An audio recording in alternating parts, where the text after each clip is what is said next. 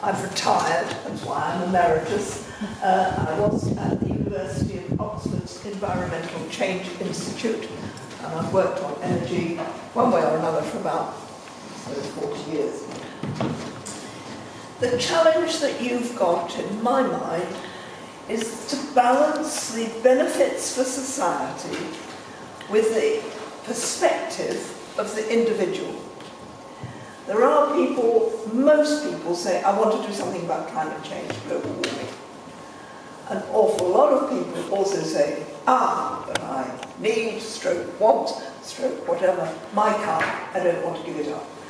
It's the balance between those two that I think you've got to cope with. Okay, you heard from Suzanne about the problems of pollution.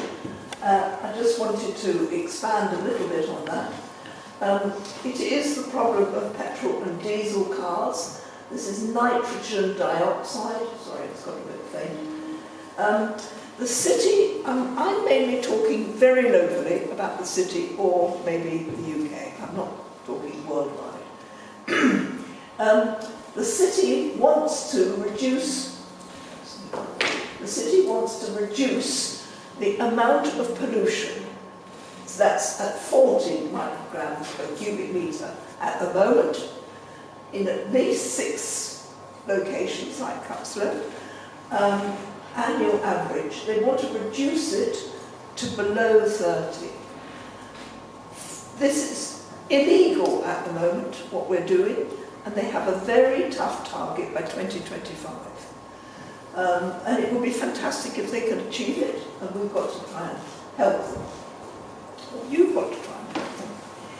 PM10 and PM2.5 are particulate matter, that's what PM stands for, comes from transport, particularly tyres and brakes on cars. There's a debate about wood stoves, etc.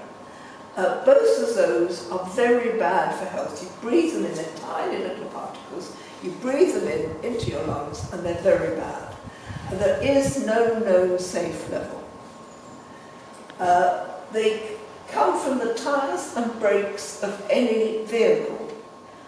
The heavier the vehicle, for instance, an electric vehicle is heavier than a petrol car, the more particulates there are. So that the solution to these problems, the top one is getting rid of petrol and diesel, the middle one is not so easy.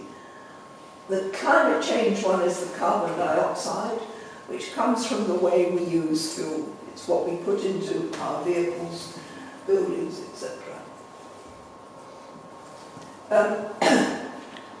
For the whole of the UK, from 1990 to 2019, this is the amount of greenhouse gases. CO2, carbon dioxide, is the main one of the greenhouse gases. There are others. Now, what you can see is that transport has now become the biggest, because what has happened with energy, which is virtually the same as electricity, what has happened with energy is it's come down amazingly. We've got rid of our coal-fired power stations. We've got rid of our oil-fired power stations. We are reducing the amount of electricity we use. You saw a figure for this number going up from Alexis, but that was worldwide because a lot of people across the world need to use more electricity. We are, for instance, using less because of, may I mention, European policies like low energy light bulbs. So we're each of us using a bit less electricity, and each unit we use is less polluting. So electricity has come right down, and transport is now the biggest. It's not been doing very well recently. If you look at all transport, this is, I'm sorry it's a 2009 figure, but the 2019 figure is not very different. So, for instance, cars were 58 and they've come down to 56.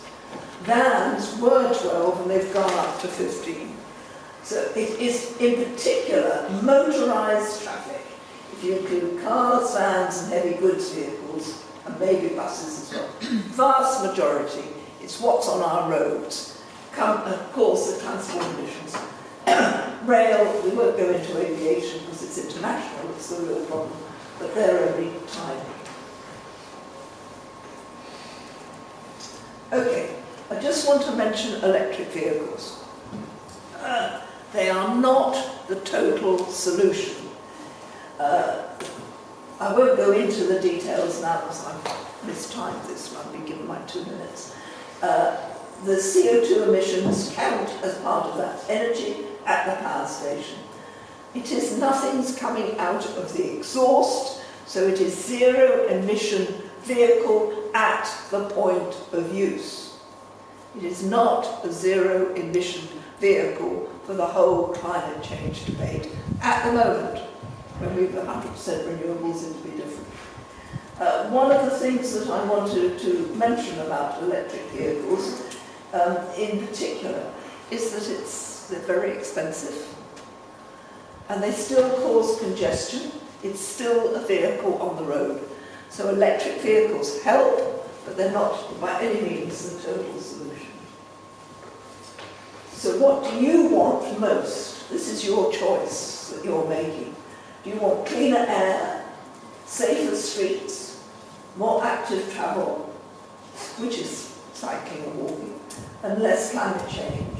Or do you want the existing routes, the existing travel patterns, which are in the process of getting a lot worse in Oxford because of all the new construction that we're undertaking? We're doing Barton Park, we're going to do Bayswater Park, we're doing North Oxford, and all of these are, as was it Tim, one of you mentioned, the places where there's almost no choice but to get in a car.